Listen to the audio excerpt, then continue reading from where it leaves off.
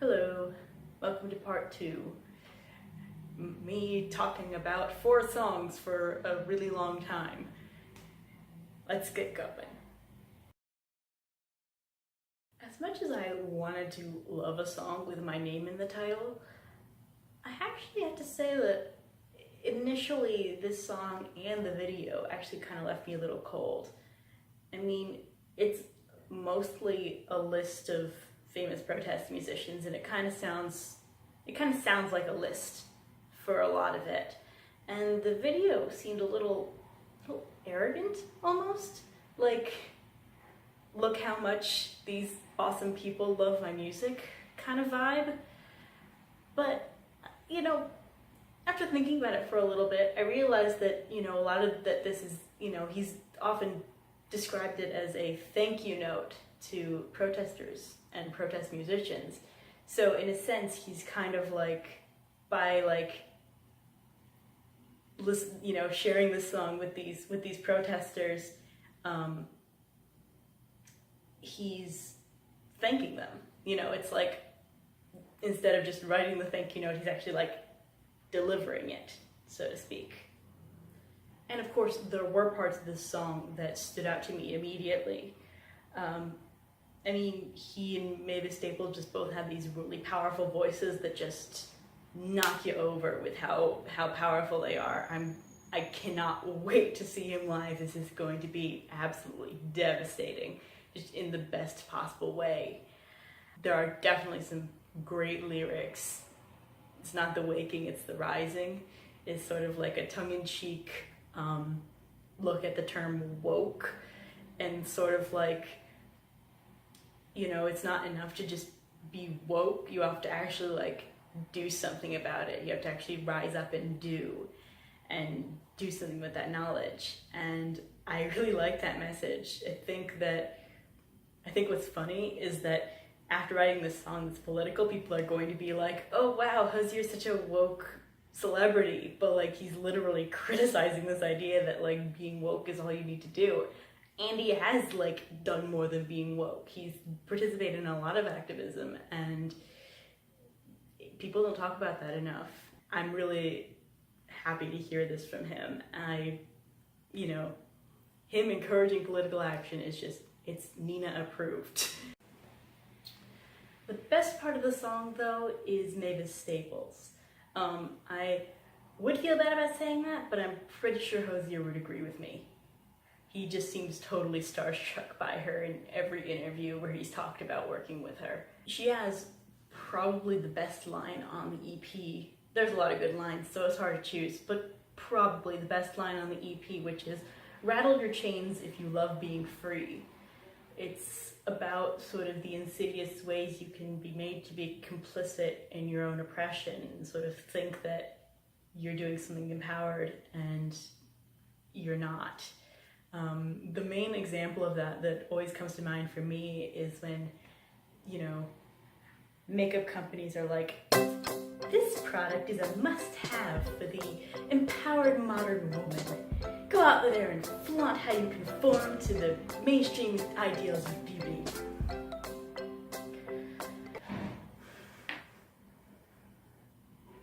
Goddamn, I wrote essays upon essays about this for my women's studies major, and really can just all be summed up with rattle your chains if you love being free. It's almost like Mavis Staples is a really experienced protest singer or something. So I guess what I have to say about it is that I really like its message, and I really like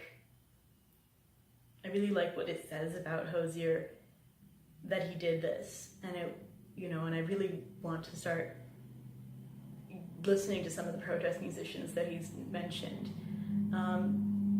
But even with that, it's not something I'm just gonna have on repeat. It's something that I have less of a personal relationship to. It's more about how it affects the rest of the world. Can we just appreciate that I almost exactly predicted the title?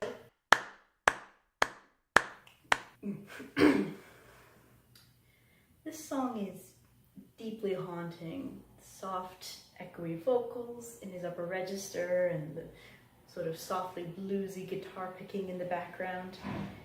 You know, like if somebody whispers in your ear and you get kind of weird feelings and your whole body kind of shivers a little? That's like the vibe of this song.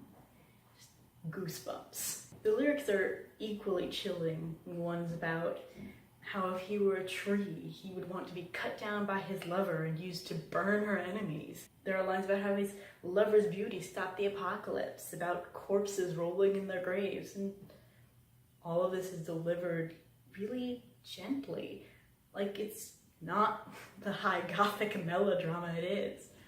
And I fucking love that. It's gorgeous and chilling. So I was initially going to dismiss this song as just another Take Me to Church. The song is pretty wordy, the reverb is on pretty strong, so it was kind of hard to pick out some of the lyrics, and I just sort of, from what I gathered, wasn't really seeing anything new or interesting.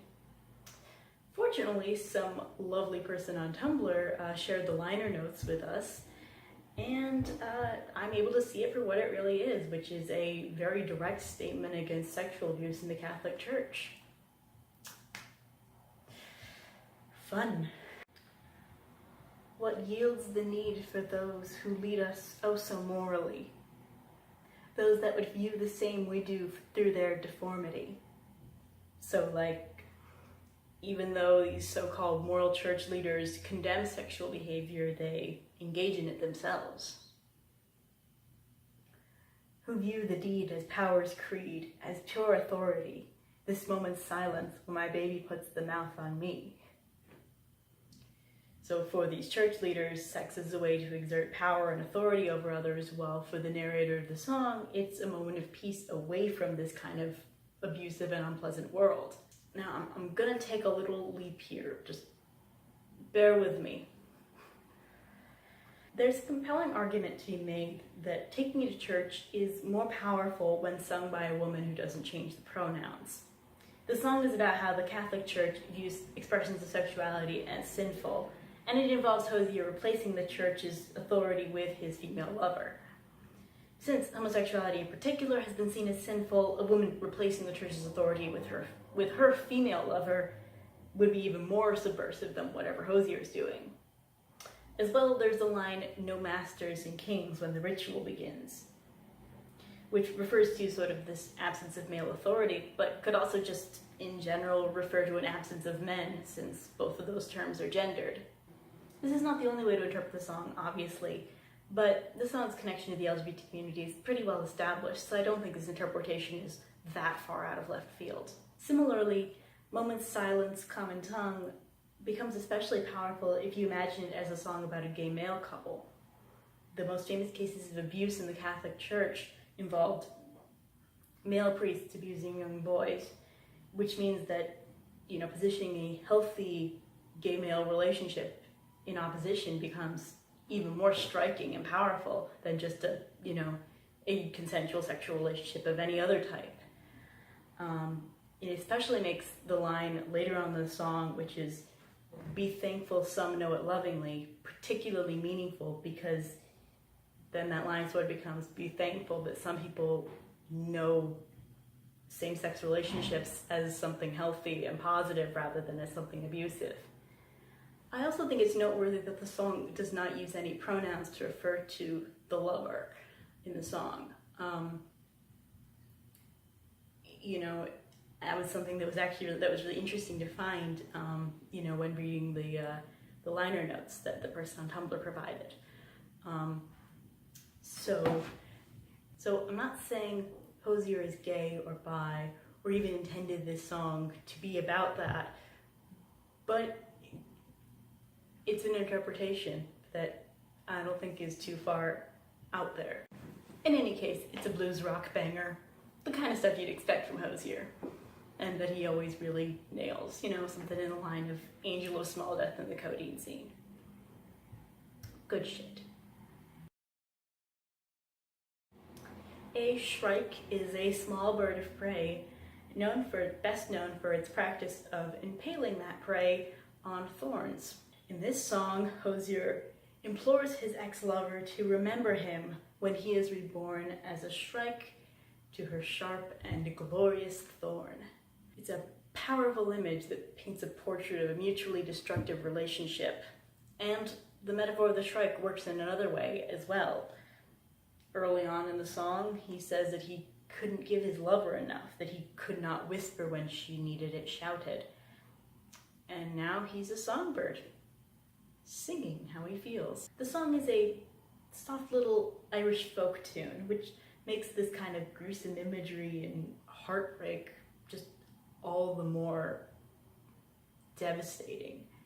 It's the same trick he pulled on Cherry Wine, and yeah, get your tissues for this one as well.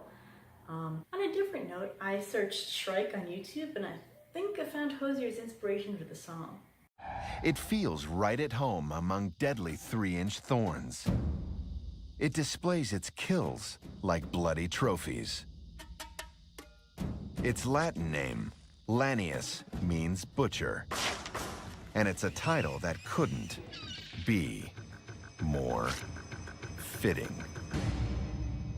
It is the Shrike, a pretty little songbird. Hozier said in an interview that these 4 songs represent the 4 corners of the album, how the album looks at the idea of the apocalypse in different ways. Just based on this little taste and my fondness for apocalyptic music, which I've mentioned before, I just can't wait for this album. And I really especially cannot wait to see him in concert and see him perform these songs live. It's going to be amazing. I have no idea what my next video for this channel will be, but thank you for watching. You could like and subscribe if you want, I guess. Bye.